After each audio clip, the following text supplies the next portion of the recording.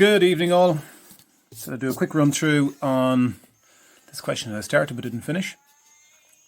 So this is the mock exam question from, again, the Examcraft group. So I just wanted to run through something that comes up on all these questions, or pretty much all these questions. You just need to be able to know. I kind of covered it in yesterday's video, but that again is the dividing up of a curve. In this case is elliptical. What way you need to divide it into spaces in both of your views, in this case a front elevation and a plan. Okay, and if you understand it for one of these, you'll be able to do it for all of them. You're either going to be looking at a circle, a semicircle, or an ellipse or a semi-ellipse. Okay, the key to understanding this is, again, the same as yesterday, understanding that this is a front elevation. You are looking in the direction of those arrows down on top of the object at 90 degrees to see this plan. So elevation and plan. Okay, so that's looking on top of it that way to see this view. This is the plan. You're looking in the direction of these blue arrows perpendicular to that surface to see this front elevation. Okay, and if you understand that, you'll understand the next bit, which is splitting the object up into equal spaces. And remember, all you're trying to do is pick points in a curve in one view that you can mark in some way on the second view that you can project both of them in here to get our isometric. Okay, so I would look at this. We've got a semi-ellipse. Okay, front elevation of that is the actual semi-ellipse. The plan view of that semi-ellipse is this rectangle. Okay, what they have in common at the moment, so because we're looking down on top of this, the full overall width of the ellipse from there to there, which is 80 millimeters. Okay, because we're looking down on top of it, that width for the ellipse in plan has to be the same. So you'll notice that's also 80 millimeters. It might be hard to see it in this wide angle view, but that's the same width. So those two lines represent the two outer edges of the ellipse, or of the semi-ellipse. Okay, which is forming the curve on this fire grate, I think it was. So all I need to do with that, because I have that edge and I have that edge, okay, very simply, obviously you'd be able to easily understand the very center that's going to be in 40. So if I look at that there is 40 millimeters from the edge as far as that point. So if I just take that, just to look at that as a point, and I measure 40 along that line, take my second set square, and I project it again parallel to that edge. So at the moment, if I drop on that line running along there, that line is a center line. That line there is represented in the front elevation by that point right there. Okay, so even as the ellipse stands at the moment, I could take this point, project it down here at the same angle that everything's going up here at, project that down, take the end of the ellipse, bring it up, take the end of the ellipse, bring it up.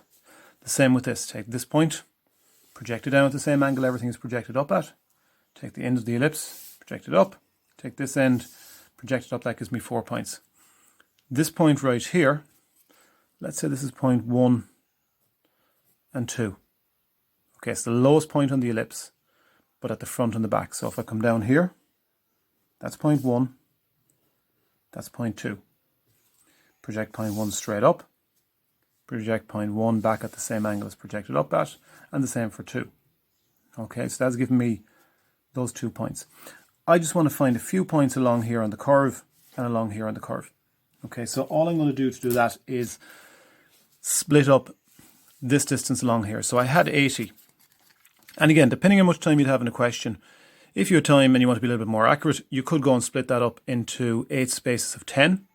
If you're a little bit stuck for time, I could just go and mark in the 20 mil point and 20 on that side. Okay.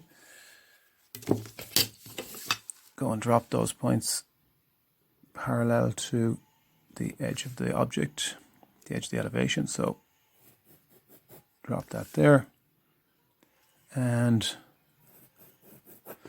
there, which is giving me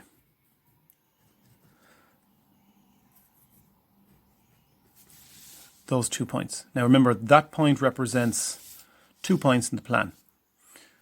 That point is going to represent 2 points in the plan.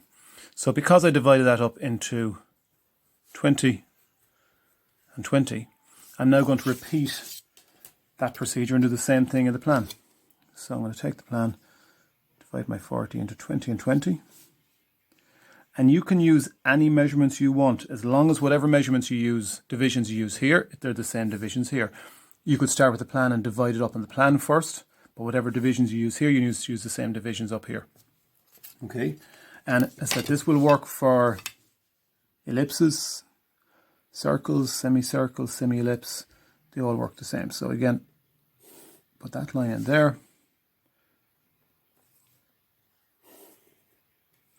And put that line there. So my point there in the front elevation gives me 2 points in the plan.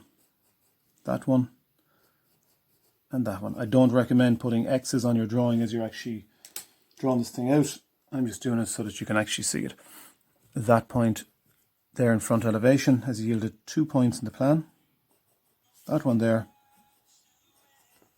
and that one there. Okay, all those points, the same as everything else here, is going to be projected straight up to the isometric. These 2 points here, the same as everything else here, is going to be projected back at the angle they were projected up at. Okay, and that will give you the points on the curve and the points on the curve. Okay, very same with the outer surfaces on this as well. All the points projected down at the angle that they were projected up at. Corresponding points in plan projected vertically. They're always projected vertically from the plan. Okay, I'll finish off that question and I'll send on a picture. I might do a short video just when I have the question actually completed or nearly completed. So have a look at it, see if it makes sense. If you want to ask questions, you can drop questions at the bottom of the video, or you can send questions to the email, or you can send questions to Classroom.